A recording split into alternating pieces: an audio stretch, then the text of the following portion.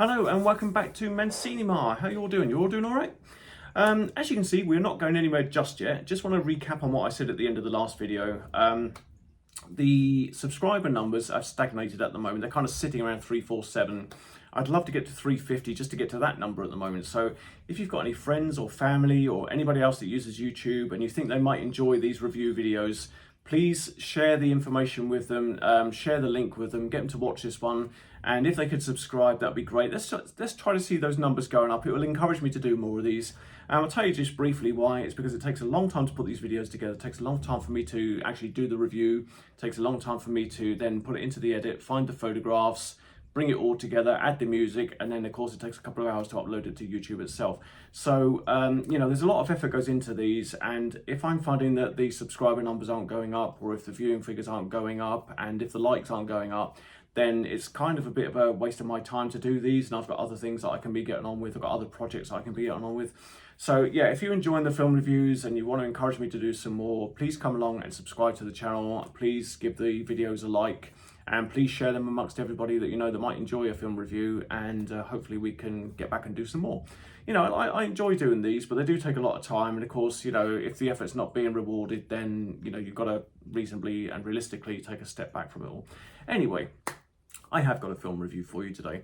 The film review I've got for you today is Matthew Vaughan's latest. Now, Matthew Vaughan, as you may know, is the director of Kick-Ass. I think he did one of the X-Men films as well. I think he did X-Men First Class.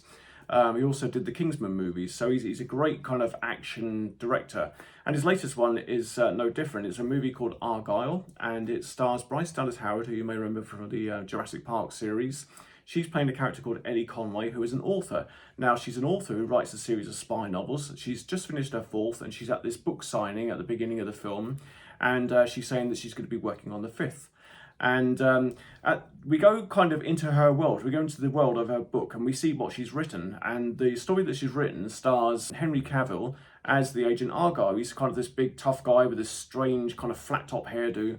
And he's a Bond-esque character. And at the beginning of the film, he's chasing down Lagrange, who is played by the fantastic pop singer Dua Lipa. And he's got the help of John Cena as his friend Wyatt.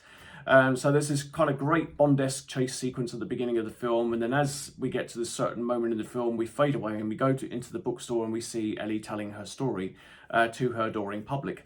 And of course they asked when book 5 is coming, and she goes, oh, book 5 is on its way, and she's practically written the thing. And we see her back in her study and she's signing off on the end of the book, and she writes the end and she's happy with it. And she sends it across to her mother, and her mother is played by Catherine O'Hara. She's playing a character called Ruth. And she kind of is a little bit critical. She goes, well, you can't kind of end it there. It ends on a bit of a cliffhanger, and she's not happy with it.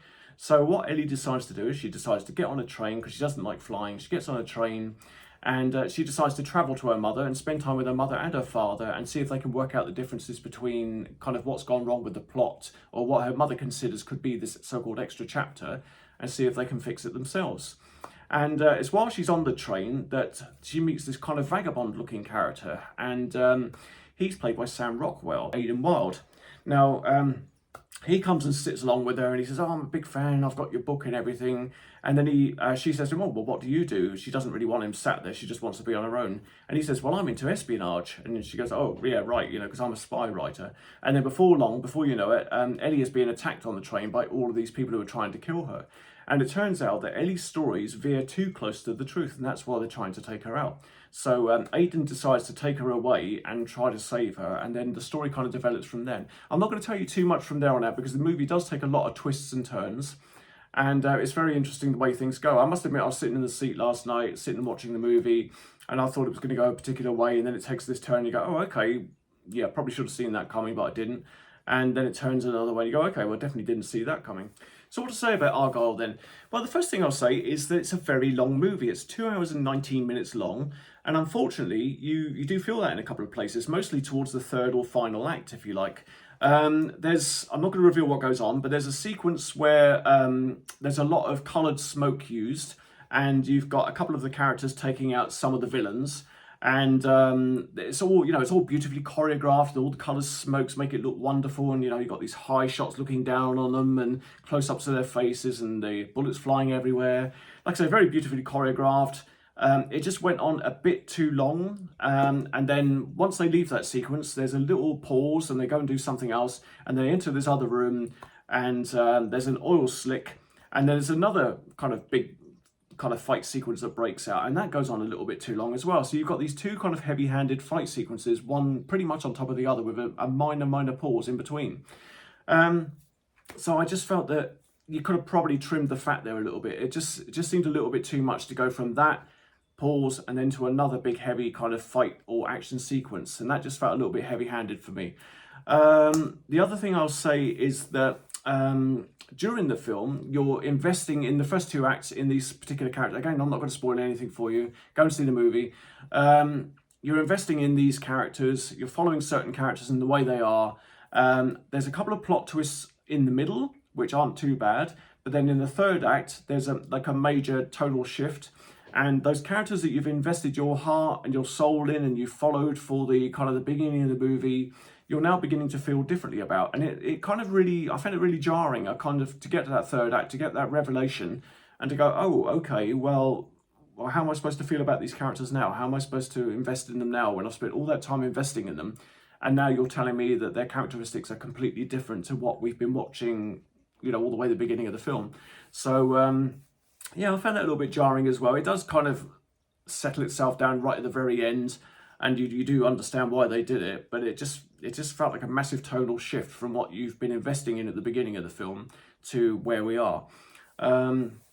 Other things I'll say about the film, which I found a little bit strange. I've already mentioned there's a couple of ropey CGI bits at the beginning with Henry Cavill when he's in his little truck.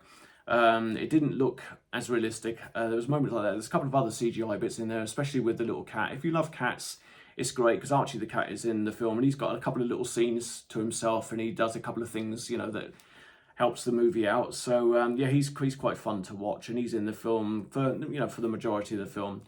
But yeah, the other thing I thought was a little bit strange was obviously you've got Henry Cavill's character as Argylle and Ellie's writing him, so she sees him at the beginning of the film and she kind of pictures him and what he's doing.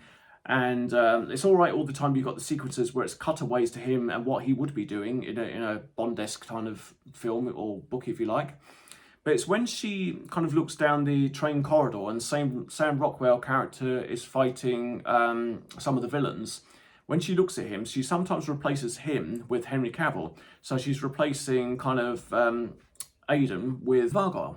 So it kind of switches between Aiden doing a punch and then, Henry Cavill's character will turn around and kind of smile at her in the camera and she's kind of flipping backwards and forwards in her mind about who she's seeing.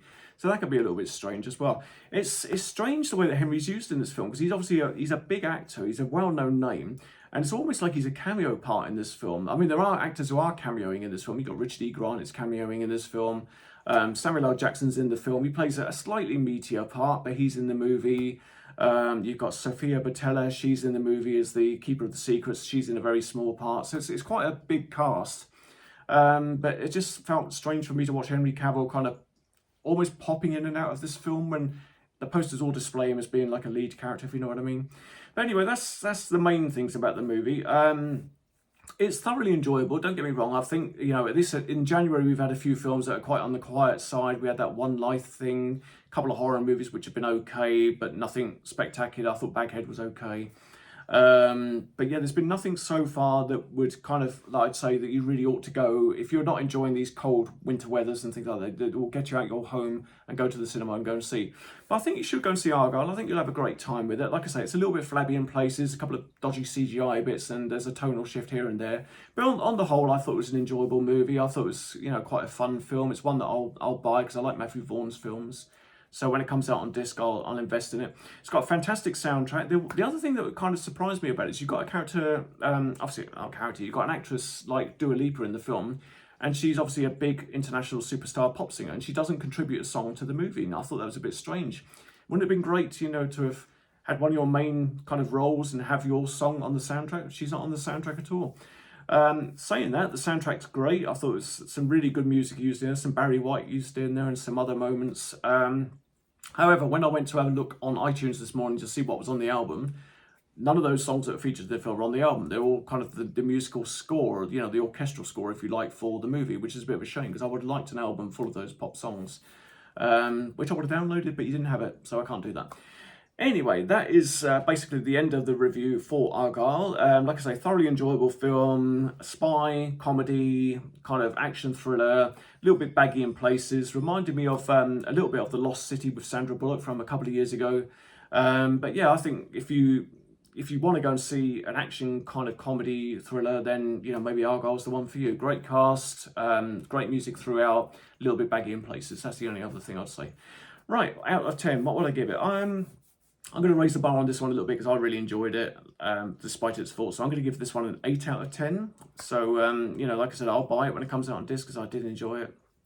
So it's an 8 out of 10 for me on this one. There you go. That's the review of Argylle. If you've enjoyed this video, as usual, like I said, if you can really just help us out, subscribe to the channel if you're brand new to the channel. It just helps me, it encourages me. Just what subscribing does is it spreads awareness of these videos, gets it out to more people. And then if more people can watch, that'll encourage me to do more of these videos. So that'll be great. I just want to be kind of rewarded for my efforts, if you know what I mean. I don't want monetary on stuff like that. I just want people to appreciate what I'm doing here and getting the videos out. If you've enjoyed this video, please click on the like button. Again, doesn't cost a penny. Don't be one of those strange thumb bandits, weirdos.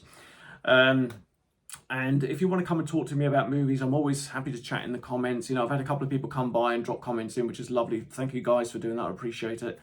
Come and have a chat with me about anything. You can pop a comment in on a video, and if it's not even relevant to this video, we can have a chat about some other movies that you've enjoyed, especially if you're talking about horror movies. If you've had a horror movie in the past you want me to talk about or look into, then come and do that.